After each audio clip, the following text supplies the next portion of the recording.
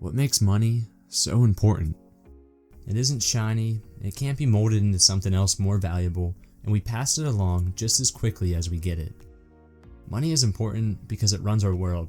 More of it means less financial worries for you. Money may not buy happiness, but it's a means to an end.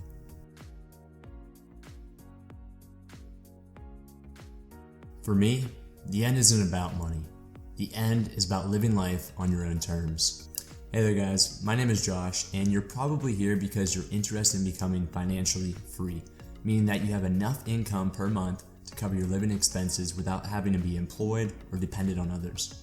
Well, you're not alone. Imagine never having to worry about money again and doing what you love every single day.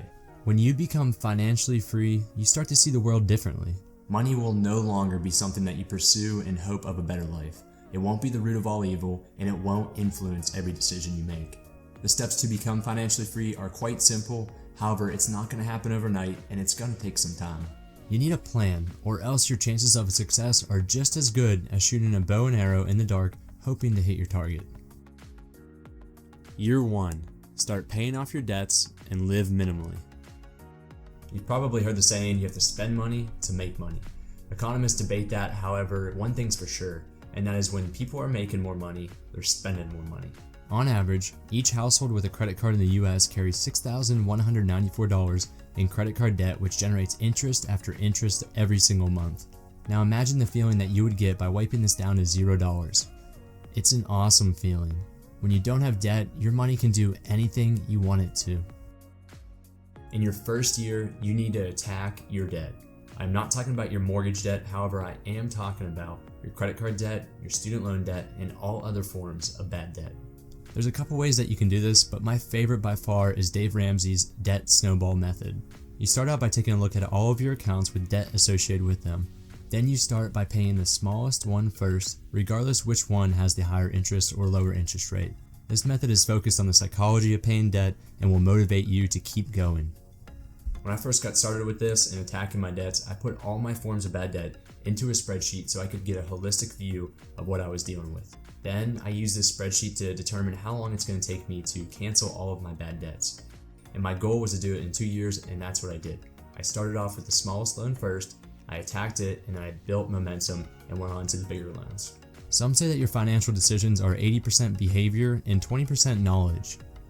If you want to change your life, you'll have to change your spending habits that may have created the debt in the first place. Starting this year, try to live as minimally as possible without sacrificing your essential needs. It's going to be tough, and believe me, it's going to be extremely painful at times. But the more frugal you are in this first year, you're going to take one step closer to becoming financially free. Listen carefully. Your money will never change until you do. Year 2. Start an emergency fund and calculate your minimum expenses. So what's an emergency fund? It's when shit happens. It's unexpected expenses like a flat tire or getting let go from your current job, or in Monopoly when you pull the community chest card and you have to pay for every house and hotel that you own. It gets you out of the unexpected situations when you need money. So the first thing that you need to do is to calculate your minimum expenses per month. This includes everything from your rent to your Netflix membership. The more detail that you put into this, the more accurate and realistic it will become. Once you tally that number up, multiply it by 3. This right here is your emergency fund.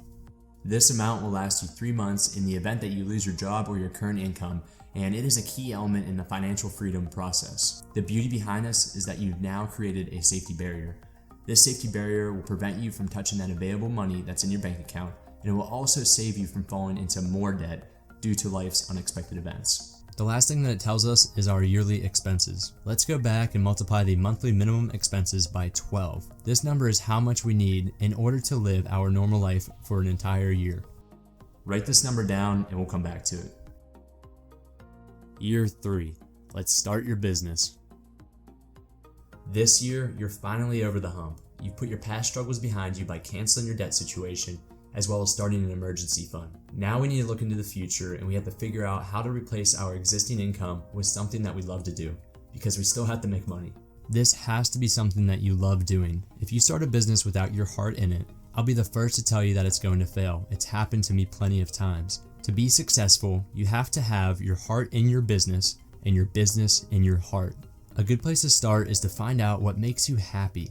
This could be a hobby of yours like photography, or it could be something less tangible, like helping others. Once you've nailed that down, look for ways to monetize it and start your journey. But I don't even know where to start in creating a business, let alone I don't even know a lawyer that could help me. Starting a business can sound frightening, but it isn't at all, and you don't need a lawyer. Most businesses can be started in the form of a limited liability company known as an LLC, which you file within your state. This can be done simply by filling out an origination form and submitting it to your state online with a small fee associated with it. During this year, I created my business, Elwood Capital Investments LLC, where I rent out vehicles, I lease homes, and I sell goods on Amazon. Over the course of this year, continue to challenge yourself and continue to push yourself. You're over the hump now, and better days are ahead for you. Year 4, start an individual retirement account known as an IRA. What if I told you that you could become a millionaire with $125 every month? Well, it's possible. Let's talk about compound interest. Simply put, it's reinvesting earned interest time and time again. Alright, go online and search for a compound interest calculator to make this easy. Step 1, make an initial investment of at least $125. Step 2, add your monthly contribution, which will be $125 every month for the next 45 years. I am 25 years old and I expect to work until I am 70. Otherwise, put the amount of years you have left until you want to retire. The more disciplined you become at putting this money away each month, you'll reap the rewards later in life. Lastly, we'll take the average stock market annual return, which is about 10%. This is the S&P 500 historical average return since its inception.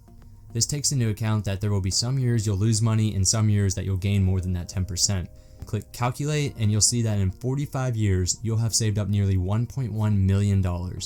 This IRA is going to set you up so when you're ready to quit working, you'll have enough invested to live off for the rest of your life. Oh, and by the way guys, this is not a one-size-fits-all method, and I am not a financial advisor. So when it comes to investing in anything you want to do with your future and your retirement, make sure to consult with a financial advisor.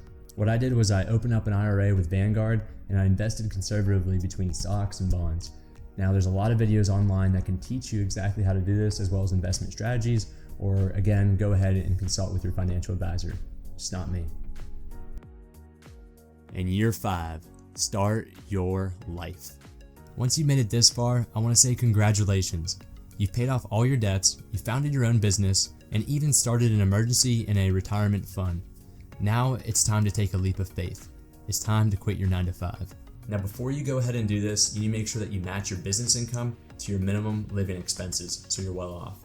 And remember that number from year 2, that is our target. Once you're on pace at achieving this, go ahead and respectfully quit your job so you can work full-time on your own business.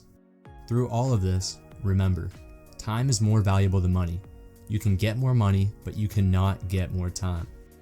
If you don't prioritize your life, someone else will. Money will control your life and you'll work for the next 40-45 years doing what someone else wants you to do. It's time to change your life. This video explained how you can achieve financial freedom. However, it didn't cover why you want it. The why is forever more important than the how. So you need to ask yourself the question, why do you want to be financially free? Are you doing this to spend more time with your family? Maybe you're tired of money controlling your every decision. Or were you meant to do something more than just sit at a desk for the rest of your life? Just like the bow and arrow that I talked about earlier. That bow and arrow can only be shot by pulling it backwards. You're going to feel like taking this leap of faith on financial freedom and quitting your job is taking a step back in life, especially with your salary. But don't forget, once that arrow is let go from that bow, it's going to launch into something great. Stay focused, stay disciplined, stay determined. I wish you the best of luck in starting your life journey.